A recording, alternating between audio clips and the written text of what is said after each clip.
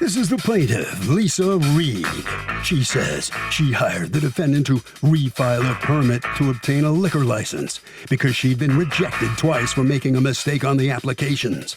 She paid this man $2,140 and got rejected again because he submitted the same application and didn't redo it like he was hired to. This is outrageous behavior. It should be criminal. And she wants her money back. So she's suing.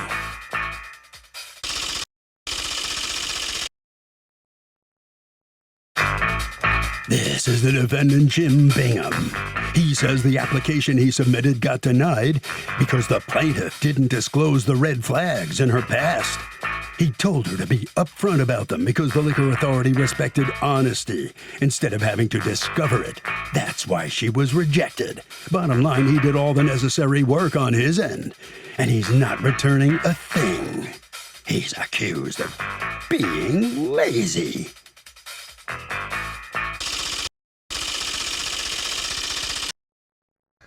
All parties, please raise your right hands. Welcome back to the People's Court. Next case on the docket, the plaintiff hired the defendant to help her get a liquor license for her restaurant. Says the guy did nothing and she got rejected. But the defendant says the plaintiff's application got rejected because she failed to disclose she had a criminal record. It's the case of boozing for a bruising. Thank you, Douglas. You're welcome. Okay, Ms. Reed, you are suing Mr. Bingham and his license management services for a refund of $1,300 you paid him, $200 that you wasted in an application fee, and $640 that you wasted in a temporary license fee that, according to you, you would have never had to spend if it weren't for him not doing his job. All right, so let me hear from you first, Ms. Reed.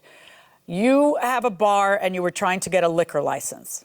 Yes, and I went to him. Before you go to him, you applied on your own, correct? Yes. When did you apply the first time? September of 2019. September of 2019.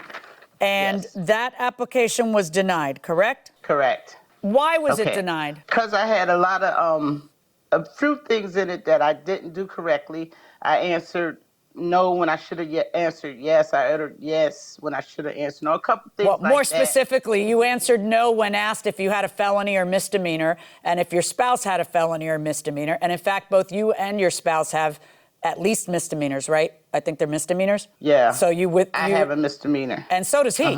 And you didn't disclose it to them. Yeah, I told him everything, and he wasn't. My husband wasn't on Told the him application. who? Wait, who's him?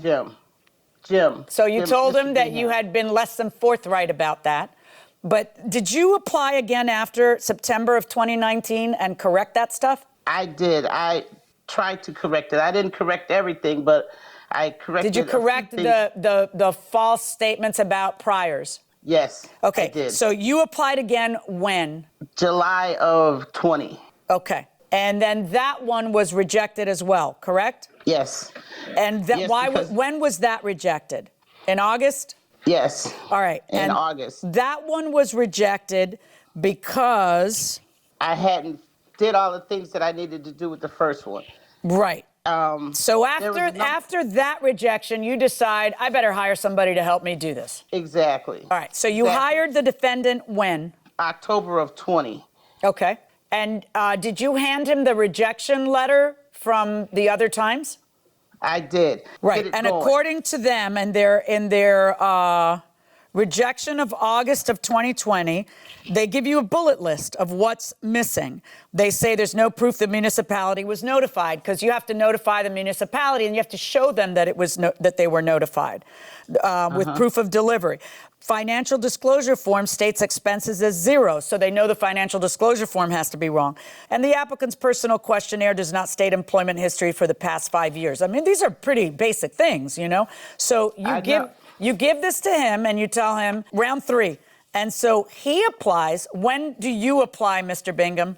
I submitted the 30-day notice, which was received by the city of Rochester on the 19th of October. And I submitted the application 30 days after that to the State Liquor Authority. Would it be correct that the denial letter that I have in my possession that's dated 12/21/20, that would be from your application that she hired you to do? That is correct. Okay. That is correct. So if you're the expert and you charge how much? I felt bad for Lisa when she approached me. I spent 30 years working in the restaurant business. I understand what she has to go through, and I gave her a break. Normally, I charge $1,500 to $2,000 for an application. And so what did you charge her? You charged her $1,300. I charged her $1,100. $1,100. Do you have proof you paid him $1,300 instead? How'd you pay him? Cash, check, what? I paid him in cash. Then show me your receipt. Show me your receipt. He didn't give me a receipt. Then you don't have a receipt to show me. See, cash doesn't leave one hand without a receipt coming into the other hand. According to him, he has an invoice that says you paid him $1,100. Do you have a different invoice that's for $1,300? Do you have any bill for $1,300? Okay. So, Mr. Bingham, how many of these do you do a year? Hundreds. Okay. So why was yours rejected? Mine was rejected because two reasons. She did disclose that her husband had a felony. I disclosed that he had a felony, but she never provided me at the time with the certificate of depositions. Right, but then disposition, not deposition. Why did you submit the application? It was bound to be rejected. Let me give you the real reason. She put a lot of pressure on me, daily calls. She was harassing me to get the application in because she was losing money. I got but calls I don't from care. her husband You're as the well. expert, and you know it's going to be rejected. So why and that's not the only reason it was rejected. Let's Your look Honor. through the reasons. No bond was submitted. Why wasn't a bond submitted? I wasn't paid to. She wanted to use her original bond from her previous license, so she never paid me for the bond. Listen to me, Mr. Bingham. You're the expert. You know whether they're going to accept her bond from the prior time or not. Why would you submit the application without her posting another bond if that was going to be a problem? Well, the bond was just recently purchased, so I didn't think that was going to be rejected. Okay, well, you were wrong, right? So now, I was wrong. No proof of finances for the lender were submitted. This was a specific reason for the prior rejection. So why was no proof of finances for the lender submitted? We did provide. I did believe we provided them with. Well, you see, I'm just reading what they said you didn't provide. And then the third reason, no proof of delivery of the standardized notice. If you notice the county, it's not enough to just notice the city or county. You also have to prove you noticed the city or county. So why did you submit the application without proof of delivery of the standardized notice? Again, Your Honor, she didn't provide me with these documents. I'm sorry. If everything's going to rely on what she does and doesn't do, why does she pay you $1,100? You're the guy who's supposed to make sure it's complete and going to get approved. Your Honor, the specific reason why she did not get approved was because she perjured herself. She on her application told me that she'd never had a No, misdemeanor. that's not true. I've now looked very carefully at the documents, and she had already unperjured herself before she hired you. She had already changed her answers to 6A and B. I agree with you. That's horrible. And if I was the state liquor authority, I would say, you lied to me. And that's the end of that. Then Except for that's not what you said to her when you took her $1,100. She had already come clean with them. She had already changed it. And when you took her $1,100, I don't care what volume you have, you're supposed to put some degree of care into this. And these are simple things. And your answer to me is she rushed me, so I did it wrong. What's the temporary license fee that you're suing for, Ms. Reed? $640? That's how much it costs for a temporary license. They're not going to give a... Right. Why should you get a temporary license fee paid for by him? What would be the reason for that? Because he's the cause of me he should have said, listen, your application is I got so much to do on there. Don't apply for the temporary because it's so much that needs to be fixed. They're not going to give it to you. So you paid $640 when he applied in November or September? Exactly, yes. May I see the proof that you paid an additional $640 then? On the top of the paper I got, it's the application receipt from him. That's the application, the license fee. And then where's the $200 you're talking about? Well, the $200 was the application fee. Well, just give me proof of it. No, that comes out of the retail license fee of the $32.72. Every time you submit an application, is there a $200 fee, Mr. Bingham? There's a $200 fee paid to the New York State Liquor Authority. It's non-refundable, it comes out just of the like that. application fee. Right. No, see, her argument is I not only should get back what I paid him, But I should also get back what I wasted thinking he would put in a complete application. So Exactly. that's her argument. So if anybody should have been careful on the big volume of cases you handle, this is the one to be careful on, because they're looking for reasons to deny her because she lied originally. So this is the one where we need to be the most careful on and make sure every T is crossed and every I is dotted. And you cannot look me in the eye and seriously say, well, she was rushing me. So I'm going to find in favor of the plaintiff in this case in the amount of $1,100, because she doesn't have proof she paid you $13, the $200 and the $640, which frankly was wasted because you as an expert should know that you did not provide a complete application that was going to be accepted. I'm sorry. And that's $1,940 verdict for the plaintiff. Thank you, Judge Julian.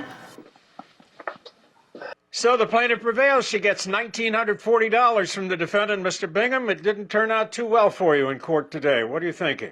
Yeah, I did a great job for her. I really worked a lot to try to help her. I was provided with nothing to work with. I'm just disappointed. I really am. I'm sorry, but that's the way it worked. Ms. Reed, you're excited. You're happy. Yes, I am. Right? Yes, I'm happy because the judge saw right through him. And I didn't have to say a lot. I was getting a little nervous about what I had to say, but she saw right through him, and I appreciate her for that. All right. Well, look, you're in the right. You deserve to get the money back, and that's the way it is. So, Doug, in this case, it's not enough to prove that somebody didn't do the proper job they were supposed to do. What they have to prove, and what the plaintiff had to prove, was that the liquor license application was rejected because of what the defendant didn't do. And in this case, there was a link. That was the cause, and that's why the plaintiff got a refund. Were there times when John watched the kids and Judge Milian came home to a mess? Did the girls take over when Dad was in charge when they were little? I did, in fact, watch the kids because I was at home. Because of your working, kids, right? They're my kids, and I was home working everything. And let me just explain, it was like complete order. I was such a disciplinarian. I had everything. It was like military school. They couldn't wait for you to get home. They had you wrapped around their little fingers. 3 girls had you wrapped around their little fingers. I once came home to text from my friend saying, listen, we debated whether to tell you this, but I think I should tell you. Your daughter went to CCD class with a black miniskirt, black boots, and a black shirt, and she was 7. And she looked a little emo. So you might want to talk to John about how he sends her to CCD. I'm like, what happened here? She picks out her clothes. No, she's 7. She picks out stuff.